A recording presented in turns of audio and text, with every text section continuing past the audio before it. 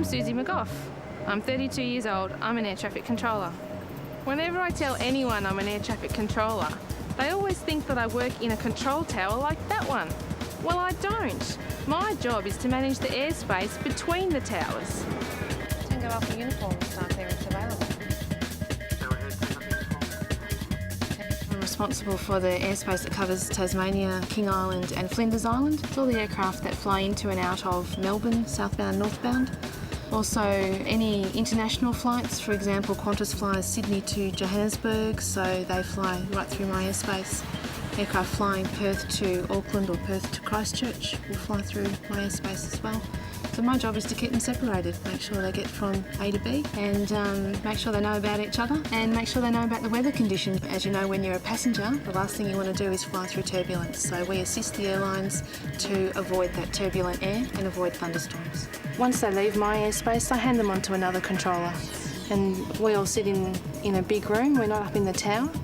And eventually, once the aircraft get within 30 miles of Melbourne, they then get handed over to the terminal area controllers, and within about 5 miles they then get handed over to the tower controllers. I do shift work. The place is running 24 hours a day. Generally I'll work for an hour and a half, and then have half an hour off. I've been in air traffic control for almost 3 years now. Prior to that I was a social worker, and I had a friend through aviation who does air traffic control, and he said to me one day, "You'd be a good air traffic controller, Susie," and I went, "Sure." So I came in and had a look and thought, I've got nothing to lose, I'll give it a go. And gave it a go and absolutely love it. I don't think it's dangerous at all. That's why we have such rigorous training, to make sure that we know what the rules are. And okay, it doesn't always go to plan, but you're given the skills to be able to work it out when it's not going to plan. You know, there's squares and there's circles on the screen. If I thought that there were, 1,000 people on my screen that might be injured because of me, I would never do my job.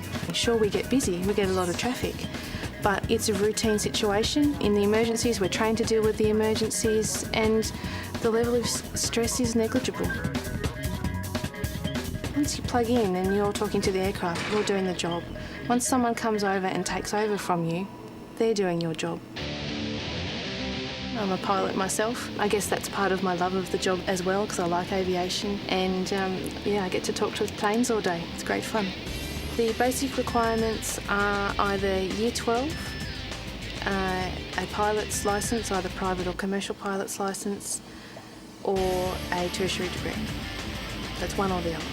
Anyone who is successful in the interview and recruitment process will be trained by Air Services. I think the ability to do routine tasks, yet the ability to be flexible in amongst that routine, ability to follow the rules, and definitely being a team player is a key component of being an air traffic controller.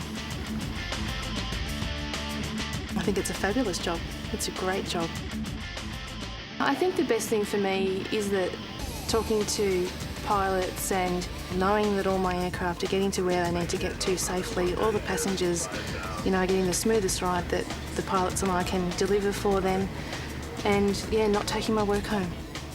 I think the opportunities for future training on different areas, looking at different airspace is always exciting. I like to be challenged, and I think air traffic control is a challenging career. So to continue being challenged by my job would be where I see myself at this point.